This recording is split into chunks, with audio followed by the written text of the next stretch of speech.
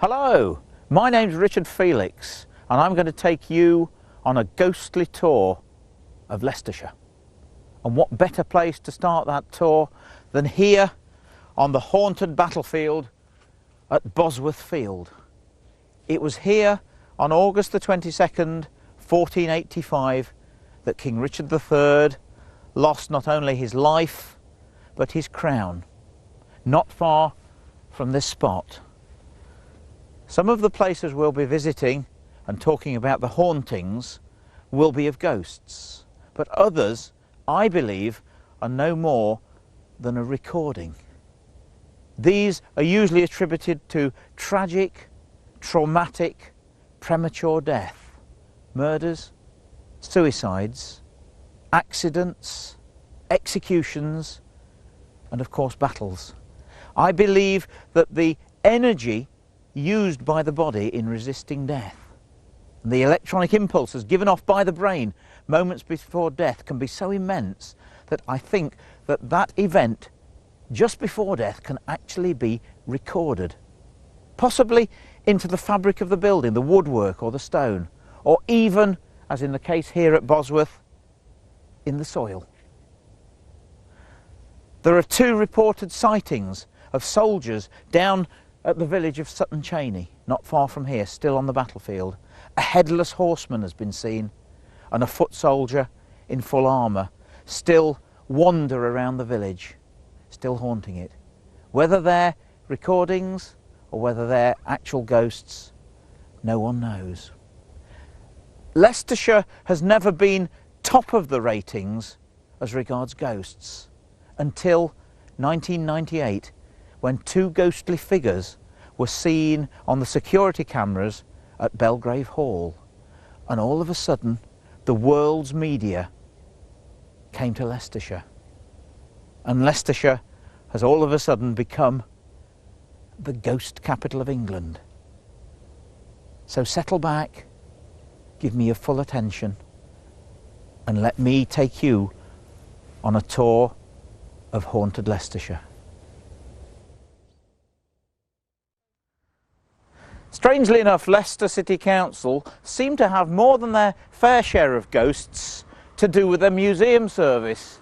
And we're here this morning at the Abbey pumping station near to the Space Centre. This was built in 1890, and there's a ghost of a workman who fell to his death from the roof. Now, strangely enough, I, for some strange reason, have an aversion to Victorian pumping stations. I'm actually frightened of going inside them. It's not the ghosts, it's the machinery and the wide open spaces. But I'm going to throw caution to the wind and go inside and see who we can find. Right, well, let's go in and have a look. Oh, it's got to be haunted. Look, even the doors open on their own.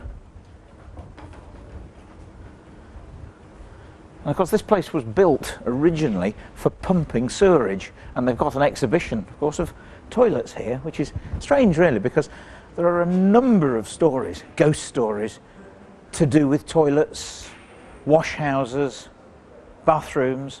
I don't know why, I don't know whether it's to do with strain, ectoplasm, energy, water, I'm not sure, but lots and lots of stories are connected with toilets. People laugh, of course, but even Elvis Presley died on the toilet, of course. And I'm now inside the Abbey pumping station with the managing curator, Stuart Warburton. I must admit, this is the first time I've been inside one of these massive beam engines here, 4 of them. They give me the shudders a little bit, but I've laid to rest my fears a little bit of being inside a Victorian pumping station. What we've really come here for, of course, is to find the ghost. So tell me, Stuart, you have got a ghost here, yeah? Well, some people think we have.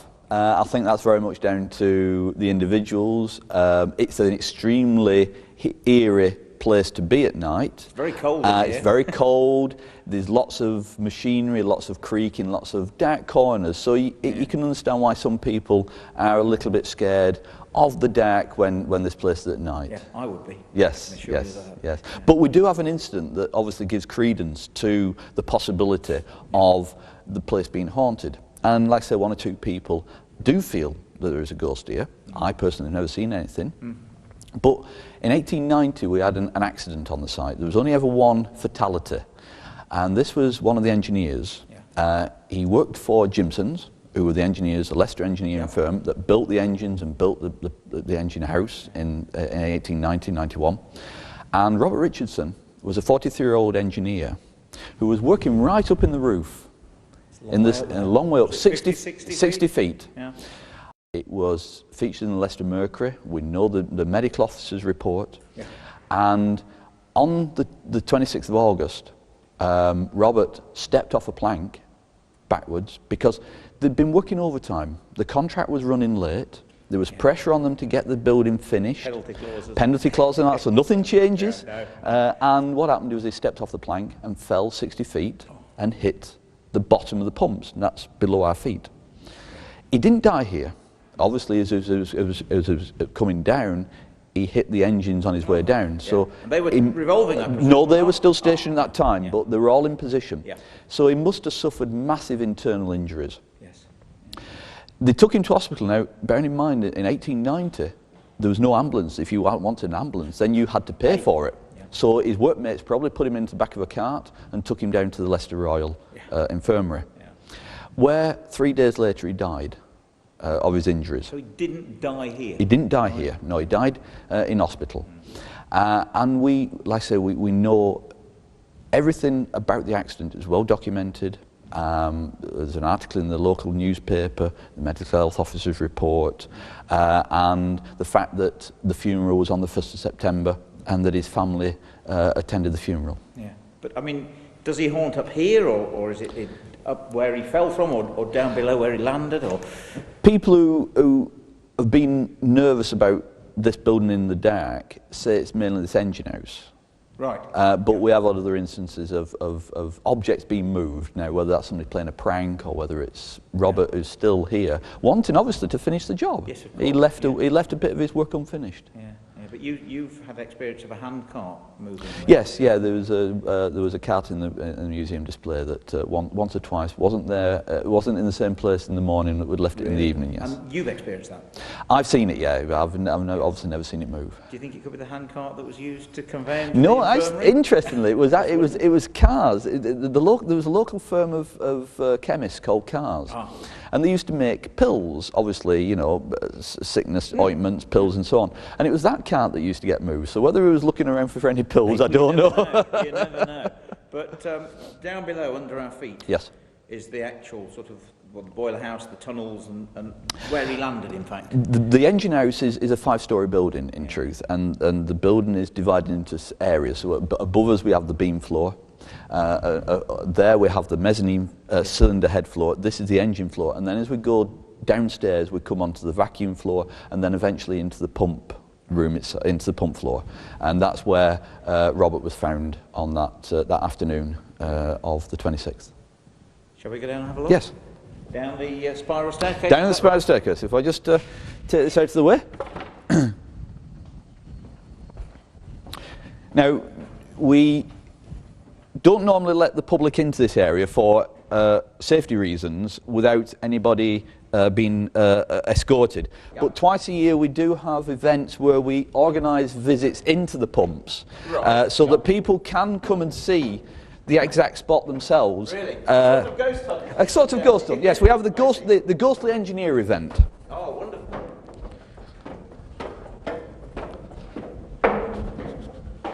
We're going down, very much down into the depths of the building now. Lovely old spiral staircase. And, yes, looks a little bit more, that's the word, spooky. Down here, doesn't it? Barrel vaulted tunnels and what have you. And you're right down into the pumps now. You're actually below the level of the river, which is which is only about 20 yards away from the building. and just above the sewers. So all Leicester's sewage came to this spot and was pumped from here to Beaumont Leeds, where it was treated.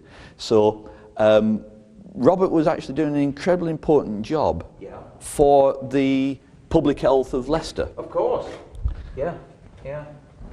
Now this is the area, there are 2 pumps, and we're into the second area of pumps now, two sets of pumps. And this is the area where we think that Robert died, or Robert hit the deck. He obviously didn't die here, he died in hospital. So he literally came from right up, that's a long way, isn't it? Yes, it's a long way, like I say, 60 and feet. there's a lot of things to crash into. Quite. Now, bearing in mind, at the time, the floors wouldn't have been in. The floors are actually trapdoors, so the floors are all removable. I see. Yeah. So he would have had a clear, well, relatively clear run, but he would have, absolutely, and the pump, the engines would have got in the way. And do we know roughly where it was? Well, we think it was in this area, and the reason why we think it was in this area is because of the next part of the story, which was the carving of a cross on the wall as a mark of respect in his memory. Is that still here? Yes, if you want to come over here, I can point it out to you. Oh gosh. It's on the wall there, and if you and you can see the. Indeed, yeah. And RR is, of course, his initials. That's his initials. September 1, 1890. Now, September the 1st was the day of the funeral. Right. So, and like I said, we have it well documented up to that point. It's after September the 1st that we are a little bit more assumptions rather than fact. Yeah. And we think that this may have been carved on the wall in the area that he fell as a remark of respect by his work colleagues. Right. Possibly because they were working behind schedule, that they were not encouraged to go to the funeral. Right. Because they would probably have lost at least half a day, if not a day's work, through them going on to the funeral. They were forced to work while the funeral was Well, they wouldn't have been encouraged to go to the funeral, because they would have gone on to the wake, and they've probably lost a day. Yes, of course they would, yeah. And if they were working behind schedule, then time is money. So they've probably carved that cross on there as a mark of respect. On the day of the funeral. The fact that they weren't able to couldn't go to his funeral. Get him pay his last respects. Wow. So we have a permanent memorial to Robert, who, never know, he might actually be back here. You never know, but he may well still haunt it because they scratched the cross on the wall. Who knows? Or maybe he was a very keen workman, perhaps he loved the place. A conscientious engineer. And perhaps that's why he's still haunting the place to this day. We'll never know that. We'll never know. Conscientious engineer. Amazing. We've got plenty of work he can be carrying on with if he is still around. I'm sure he is. Stuart, thanks Thank you very much. Thank you.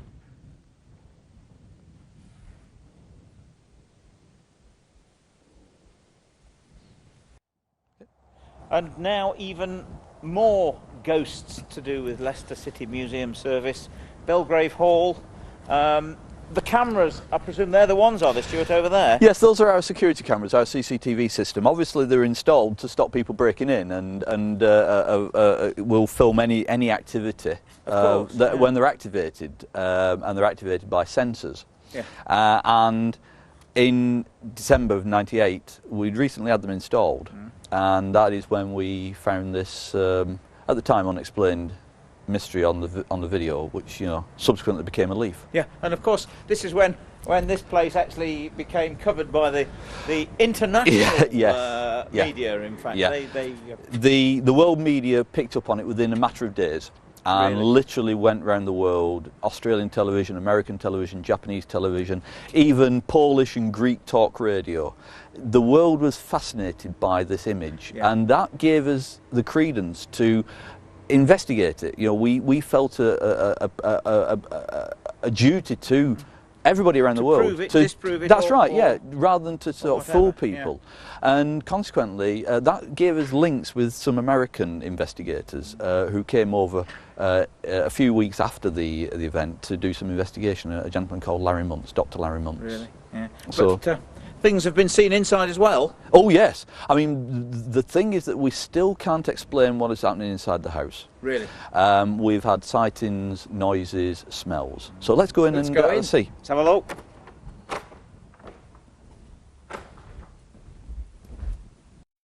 The Belgrave Hall hit the world media in 1999 through a video that we captured on our CCTV system, our security system.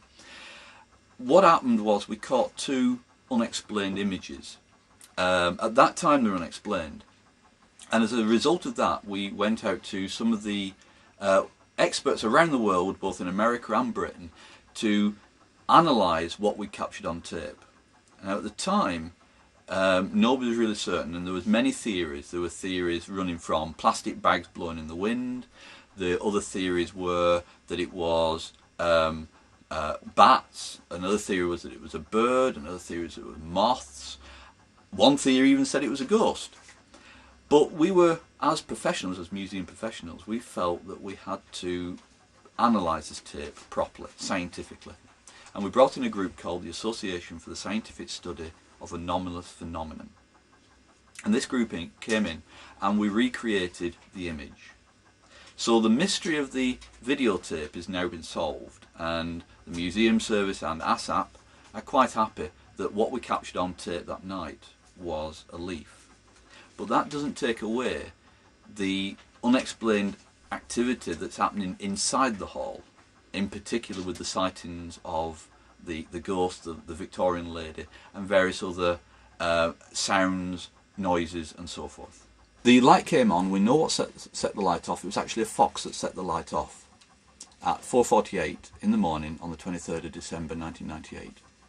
The white streaks you can see are actually stair rods. Then we get this image on the film which looks like two people, and that is pretty much what people think they saw. Now the most unexplained aspect of this film is running across the top of the wall, which looks like mist. Again, other theories is that it could actually be a spider very close to the lens, or it could be tree pollen blowing, or it could be a car exhaust.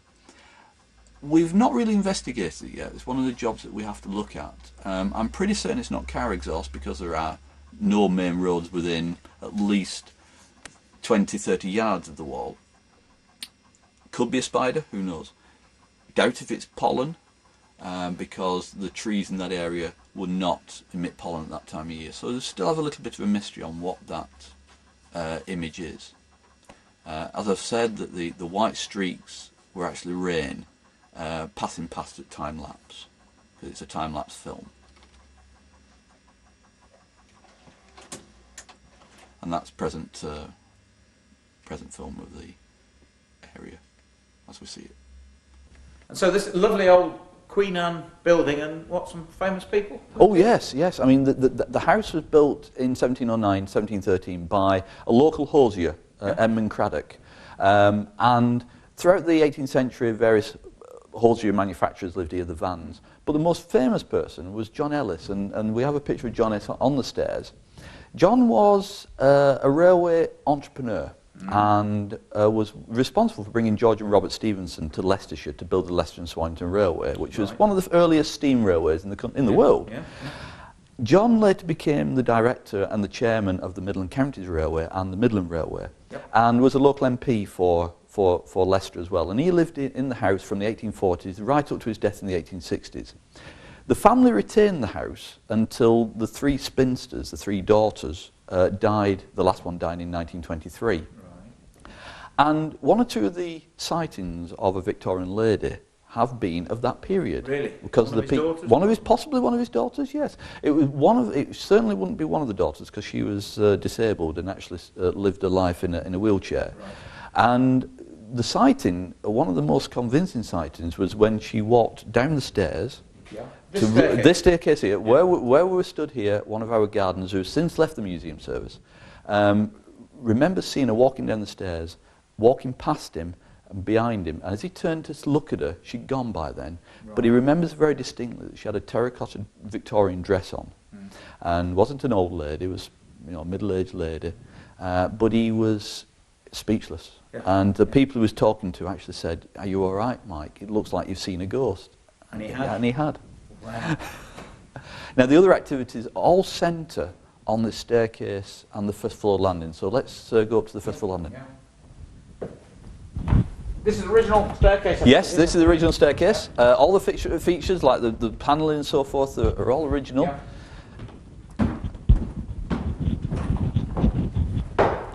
Originally the house wasn't called Belgrave Hall. When it was built by the Craddocks, it was known as the Mansion House. It was again John Ellis who called it Belgrave Hall and also made some of the most fundamental structural alterations to the house. So the house really did have the Ellis stamp on it, and consequently it's probably likely that the lady that's been seen is, if not a member of the Ellis household, family, is certainly a member of the household. Again, we've had a sighting on this floor. One of our teachers, project leaders, saw again the Victorian lady standing by the banisters. Now, interestingly, on this occasion, she can't remember seeing the box, the chest. She remembers seeing the lady, but not the chest.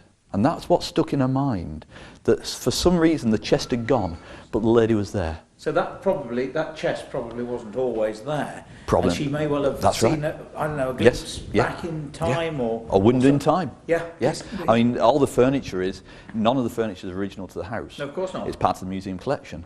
So that there would probably never been a box there. If you were looking back in time, there would have been nothing there other than the person. Who knows? Absolutely. Amazing. Tell you what, it's very strange. I mean, I know it's not heated, but I'm standing next to a heater, but you know, there's a really distinct drop in temperature up here. Like I said, this floor is where a lot of activity has been experienced. I've never seen a ghost. I don't know if I ever will see a ghost, but I've certainly heard footsteps on this floor. You have? Yes.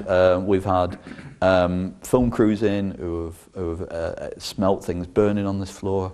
We've had other activities such as alarms being activated on this floor. Whatever is here haunts this part. This is obviously very important to the family. And interestingly, the doorway behind you was the master bedroom. Really? So whether it's any connection to that, who knows? Could well be. Could well be. Amazing.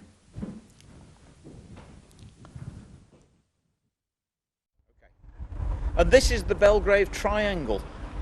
Over here we've got the churchyard, there's a grey lady in it, there's the hall here, which of course we've already been in, and with me is the landlady of the local pub, the Talbot, Lynn Deacon, and you've actually not only had experiences, ghostly experiences, in the pub, but you've actually seen something here at the hall, have you?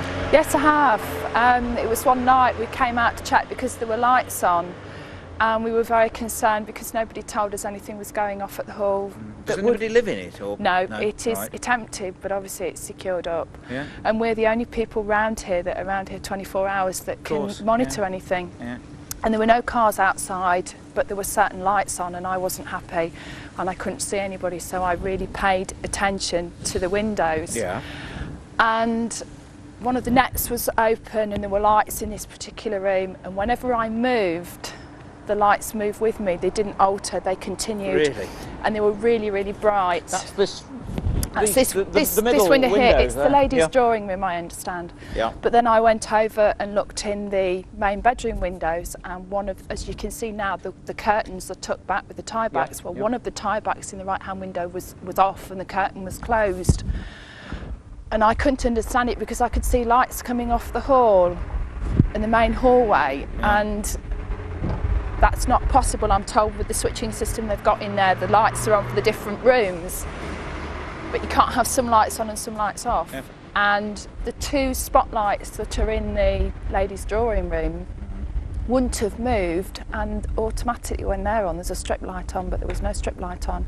And when we tried to recreate it one night when we had a vigil with ASAP, and they couldn't, the lights weren't bright enough. Really? So what sort of lights? I mean, it wasn't candle light, I presume, was it? It was. No, it was a very bright, intense circular light that did not fade in its strength as I moved. Yeah. Because I was moving, because I was desperately looking for somebody to wave at me and say, "Hi, Lily, it's only us, you know, it's nothing to worry about." It just didn't happen, and we couldn't explain it. And of course, when we went then further to look at things, the tie backs are never altered; they are as they are now. Yeah. And the net curtains are sewn together and that's have been what they for told years. me inside. They said they're actually sewn together, and there is no way that anyone. Yeah, it was as if one of them had been open, and it was as if a cat had perhaps walked on the window ledge and caught one up. But they were because I'd paid so much attention to what I was looking for, I know what I saw. Yeah. They can't explain it. And of course, the other thing was an intense light coming from the back of the building. And as at the same time? Yeah, and as I stepped right back to stand by these gates just to really look in the top windows, it was very, very dark. It was like 11:45 at night. and there was this intense light coming from the back of the building, as if every single security light from Filbert Street Football Club was switched on. And even with the security lights they've got there, it wouldn't have created that intense light. They tried to recreate that as well, and they couldn't. Wow. So, amazing. Well, shall we go down and have a look at, at your place? Because I know for a fact that you over the years, of course, had many occurrences have taken place. Yes. In your place, of course. But of course, it's very, very old, isn't it? It is. I mean, it goes back to the 11th century. Yeah, that's old. That's old. The existing building that you see now from the road is probably only 200 or 300 years old, but it's still in an altered state because it's only got 2 stories now above ground, and it was 3. Really? Yeah. And it was a coaching inn, so there was an awful lot, and it was a really big, busy business. Yes, of course, In 1752, at the death of one person, the contents of the pub alone were valued at over £100. That's a lot of money, isn't it? That's a lot of money. So it's seen a lot of history. It had stables at the back. Prior to its main alterations, you had the 3 stories, you had people living on the top 2 stories, and your staff would have lived in the cellar. Yeah. We do know there's 99% sure there was a brewery at the back, and it brewed beer for the other local pubs. But it has seen an awful lot of strange things so much life going and on. death carried on in a coaching in like this, you see, over the years. The garage, we understand, at one point was the village mortuary. Oh, wonderful. We haven't Does it bother seen you when you get your car out at night? No. Nothing has ever bothered me about this pub. It's so friendly and welcoming, and even when I've been here on my own in the middle of the night, there's a certain amount of security and friendliness about the feeling of the whole building. And I mean, after all, I'm just looking after it in a part of time. Of course you are. And anything that is here that has been here in the past that should have, in normal circumstances, passed over, they've never done anything to hurt me. Why should they? I'm looking after it in a traditional manner, and as long as they're happy with it, they're going to let me get on with it. They don't bother. Most people I speak to be quite honest with you, have never been frightened of. No, They're a little bit concerned or shocked or sometimes made jump by the fact that person, but they usually think, A, it's a real person until it does something strange, like disappearing through the wall. But most people, all you are really custodians of the building, looking after it for, for others. And we find that the customers expect it to be haunted. They accept it as part of life. Yeah. People will come in and say, I drank here 40 years ago when I was a youth and I first started drinking around the pubs, and they'll tell you stories about the pub. And they won't just tell you stories about history of the pub, they'll tell you stories about things they've seen. Yeah. And we just take it all in. We have no choice but to do otherwise. Of course you do. But, shall we go and have a look? Let's go and have a look. When you coach, you must be freezing out there. No, I'm fine. Good job, you've got a nice warm fire. And is this where they're attracted? I mean, do they ghosts appear in front of the fire, or is it all over the place? It's all over the place, to be honest. We've got a little boy that's been seen a couple of times on what used to be a piano stool to a little organ in the corner there. That was seen by a previous landlady. The same lady saw the face of a man, which was heavily disfigured, through the corridor here. Yeah. Before the alterations to the pub were done, this was the bar area, and we've got one previous landlord who saw a man on more than one occasion, and he was saw by his brother as well, walking in what was the original entrance to the pub. Yeah, because obviously it's had lots of different entrances and lots of alterations. Getting a little bit of money out of an old string purse and then walking through the wall into this room and disappearing. Yeah. And at one point, a very elderly customer did actually tell that landlord the name of the person and who it was. Really? And that they'd passed on. Yeah. We've had instances where noises have been heard, but they've usually been in the bar. Yeah. And if we want to go through to the bar, I can show you what one very important person actually did say. Yeah, that's all right with you? Yeah, not a problem.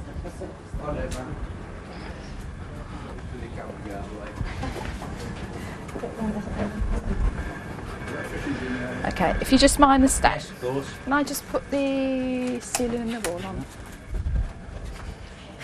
Quite a big place, isn't it? It is. Oh, yeah.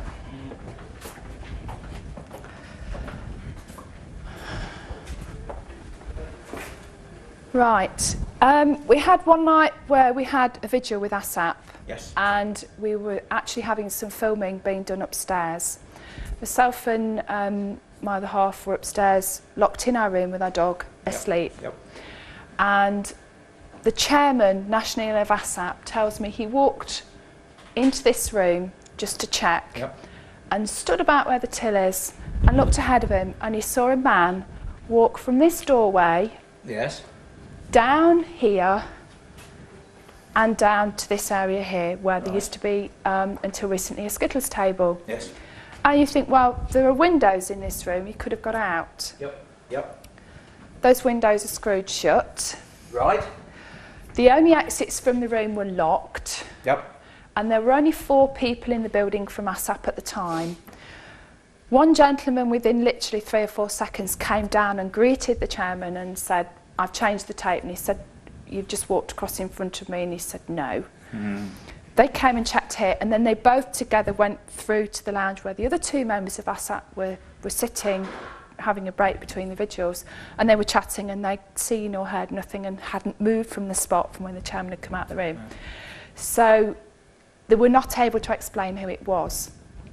We haven't, for sensitivity reasons, been able to really investigate who it might have been. I can understand that. But there was a landlord that died here that within reason would fit the description of the person that was seen.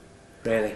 But we don't like to upset people. Obviously some of his family are still Yes, alive. that's right. Some of the family is still alive, so we've left it. Yeah. Some of the landlords are buried in the graveyard, is that right? That's right, yes. And we've had instances where noise have been heard by ASAP. They do tend to vigil a lot more in here now because of what was seen. Yeah. And they do attach microphones to the ceiling. Yes. And the ceiling above here, a majority of it is not actually built on, but the ceiling here actually is part of our private accommodation. Yeah. And noises have been heard quite a volume on this ceiling, and we have heard nothing upstairs. In fact, our sleep has not even been disturbed. Really? And when we've come down to let ASAP out at the end of the session, on one particular occasion, they were so concerned about the amount of noise, they thought we were going to actually come down in the middle of the night and throw them out for waking us up. But you'd not heard it? We'd not heard a thing. And that could be explained by the fact that the building is now only 2 stories, and it used to be 3, and the floor level we walk on is different to the previous floor level. So you've got that as well. Just goes on, really. In fact, let's be quite honest with you, you're custodian of a very, very haunted coaching inn, aren't you? Simple as that. We're a custodian of an inn that's got a lot of things that go on in it that can't be explained. Exactly. And I accept what people come and tell me. I know what I've experienced myself. I know what my partner's experienced, and I just listen and take in what other people have experienced and tell us, because it's not for me to decide whether they were drunk, out of their mind, seeing things. If they were the person that experienced that, they want to tell me that, and I have to take that at face value. Yeah. And listen. Yeah, you can't do anything else. Lynn, that's wonderful. Okay. Thanks very much indeed. That's all right, you're welcome. And I'm about to enter the Guildhall, Leicester's finest domestic medieval building, built for the Corpus Christi Guild in 1393 and became the Town Hall of Leicester for nearly 400 years. I'm walking along this little corridor and now entering the courtyard. Wonderful old building here. And on the left-hand side, the original cells, because there was a police force established here in Leicester in 1836, one of the earliest police forces in the country. The cells still preserved through here.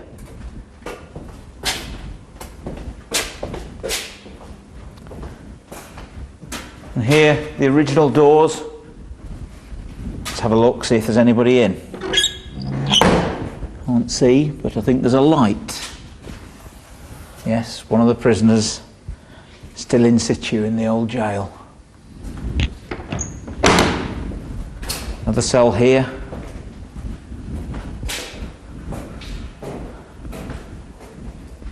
And round here, the gibbet. Who was in this? James Cook was a murderer from Leicester. What happened was that after you were sentenced to death, They measured you for your last suit, which was a metal cage. And after you were dead, your body was tarred and you were hung up 30 feet in the air on a gibbet post in a cage like this and left to rot, waiting for the crows to come and pick at your bones and peck out your eyes.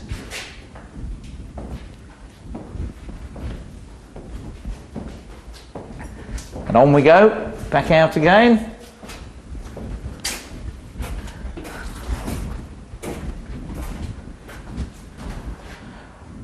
And now on leaving the cells, up the stairs, going into the Guildhall proper. The Guildhall is probably the most haunted building in Leicestershire. It claims no less than 5 ghosts. And when you think it goes back to 1393, then there's no wonder at it. We're heading towards the recorder's bedroom. Still got a bed in it and furniture. And would you believe, a sign, the ghosts of the Guildhall. The most frequent visitor is the White Lady, a name given to the phenomenon, though she is rarely seen. The ghost makes her presence known by moving the heavy Tudor furniture around the library and by opening doors once they have been locked and bolted. On numerous occasions, staff and police have been called out in the evenings to attend to burglar alarms, which have been set off by an unseen presence. The White Lady also favours the Bible that's in this room here. And no matter how many times people turn the pages, when they come back in the morning, the Bible is always open at exactly the same page. Now, all round this room, of course, there are sensors and burglar alarms. And to be quite honest with you, once this place is closed and locked at night, any movement, like pages moving on this Bible, would most certainly be picked up by the sensors and the alarm set off. But the staff here assure me that they never are. I'll close it and leave it, because they're about to close for the night. And it'll be very interesting to see if it's open at the same page tomorrow morning.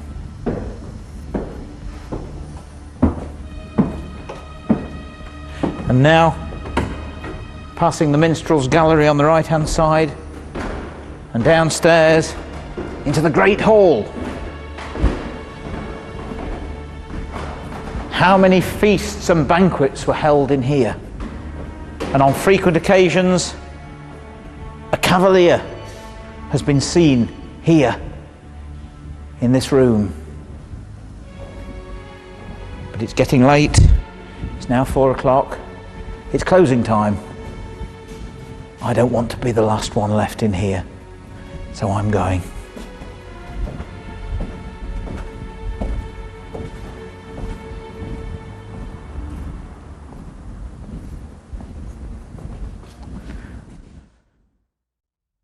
And I'm now at Twycross, not far from the A444, and I'm standing on Gibbet Lane. Here, the very first gibbet post that I've ever seen in my life. It's real. There's not a lot left of it. And this was used to gibbet John Massey, who murdered his wife and tried to murder his daughter in 1800. He threw them both into a mill race, and the poor unfortunate wife was killed, but the daughter survived. He was tried at the Leicester Assizes and hanged in 1800. His body was then tarred and he was fitted into a gibbet cage and brought here near the scene of the murder, and they hung him up 30 feet up in the air on this gibbet cage and left him here to rot. And people driving along this road say that they see the ghost of a little girl and a woman. The girl is standing looking longingly at the gibbet post, and she's dripping wet.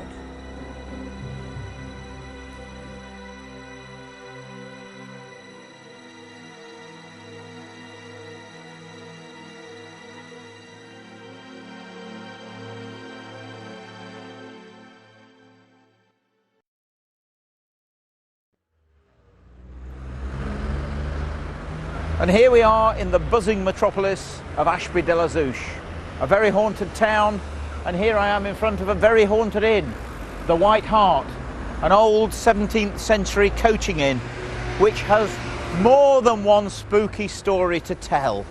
So let's go inside and have a look. And I'm now entering the White Hart Inn, an old 17th century coaching inn that had its own bear pit and ghosts. Here, a sign for Springthorpe's bear. Towards the latter part of the 18th century, the White Hart Inn was renowned as a meeting place for rogues, eccentrics and patrons who shared in the revelry of Mr. Richard Springthorpe, host and proprietor. Good-humoured though he was known to be, he was also famed for the practice of releasing a bear from his cellars to curtail the excesses of his rowdy guests. And guess what's still down here? The original bear pit, with a stuffed bear in it, of course. Of course, it's also got ghosts, and there's the ghost of a young lady who was probably murdered here in the 18th century, and apparently no one's ever seen her, but glasses blow up in people's hands, and sometimes the glasses up here above the bar, for no reason at all, turn over and then fall onto the floor, but they never break. It's as if a phantom hand has actually caught them as they go towards the floor. Footsteps have been heard along here, and if I stand here in the middle, there's a wall here and a wall here, and the inn was only as far as this, and there was an alleyway went down here which took people all the way through the back to the car park where the gallows were. This is known as Gallows Walk, and on frequent occasions people hear ghostly footsteps of those people about to be hanged walking along this passage. And down here, even more history. Just up the road, of course, is Ashby Castle. And here, when they were renovating the pub, they found an old well. But there was no water in it. And in fact, someone went down and checked, and there's a tunnel that leads off from this well all the way to Ashby Castle.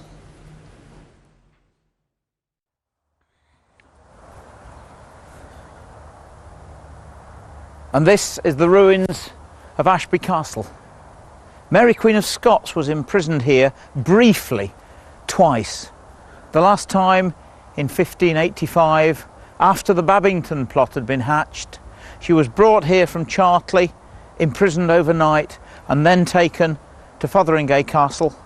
A trial was put on, and she was of course condemned to death. She was executed at Fotheringay Castle, and she had the most horrendous execution that anyone could imagine. She was executed by an executioner called Simon Bull, who at the last minute, for want of a better word, lost his bottle. And unfortunately, as she knelt down and put her head on the block, he took the first blow to sever Mary's neck. I say the first blow because that blow bit into the back of her head. He pulled out the axe. Blood was gushing from her head as she turned towards him and uttered the words, "Sweet Jesus." He then asked her to lay her neck back on the block for a second blow. That didn't sever the head either, so he had to take his pocket knife and cut the last sinews of Mary's neck.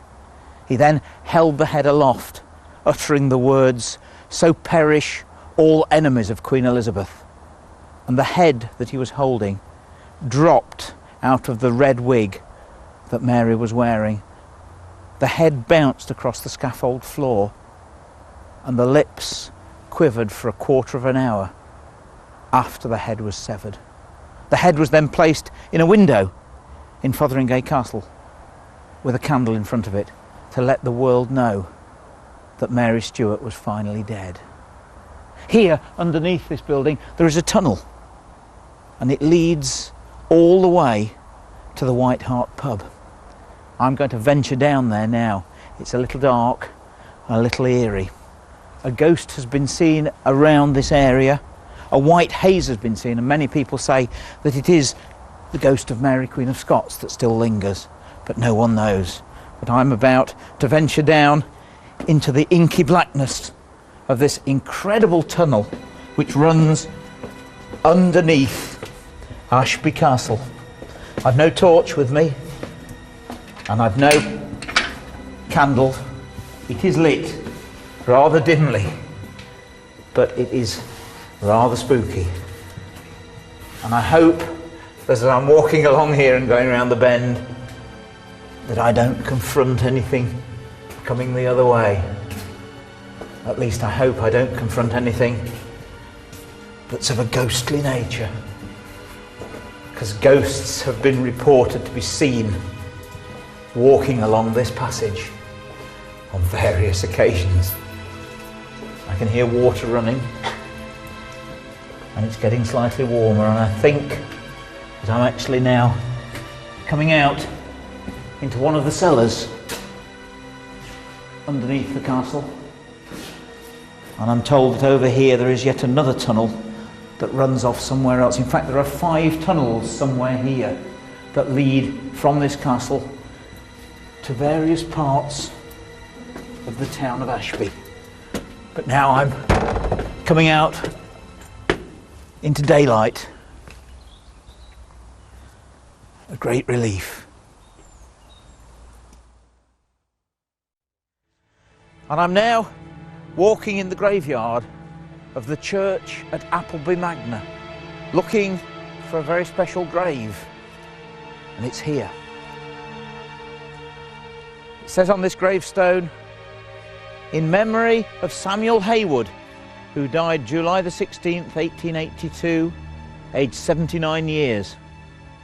For over 40 years, a faithful and attached servant in the family of George Moore, Esquire, of Appleby Hall." But how many people realise that this man, Samuel Haywood, was also hangman for Leicestershire and Derbyshire? And in his spare time, he would get up to £10 for a hanging. One of his most famous cases was when he hanged the 3 Hege men in front of Derby Jail in 1843. He died at the age of 79, a lonely, tormented figure. They used to call him the Leicestershire Bogeyman, and they say that his tormented soul still wanders around this graveyard here at Appleby Magna.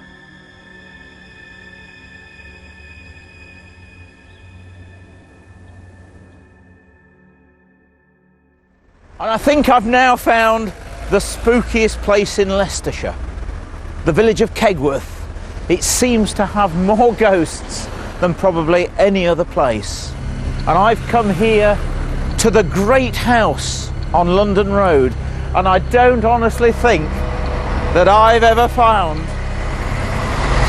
such a spooky looking house as this one. I'm not going to knock on the door. I don't think there's anybody here. I don't think there's anybody here alive, but there have been many, many manifestations here at this house. A large lady wearing grey tweeds walking down the pathway and then disappearing through the back garden.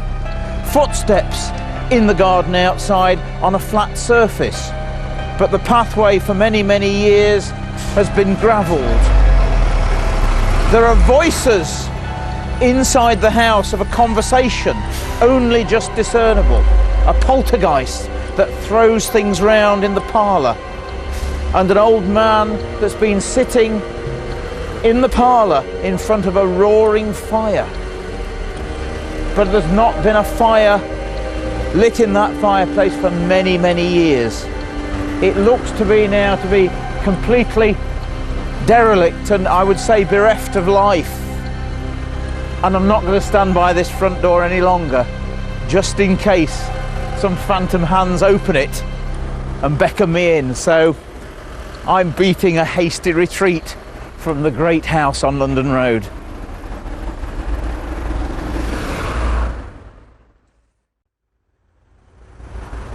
Still in Kegworth, on London Road again, and this wonderful old Georgian house across the road called the Cedars was the home of the famous poet Thomas Moore. When he was looking for a house here, his friend Lord Moira from Castle Donington Hall found him this magnificent house. And Thomas More moved in. It had a ghost on the top floor.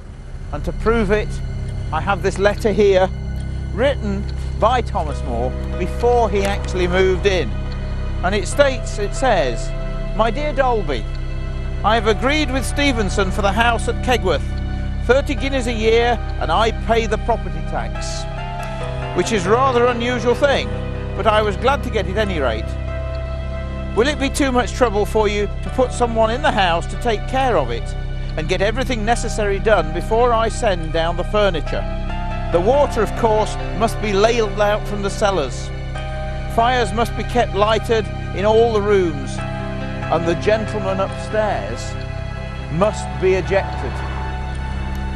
By the gentleman upstairs, he meant the phantom of a former tenant.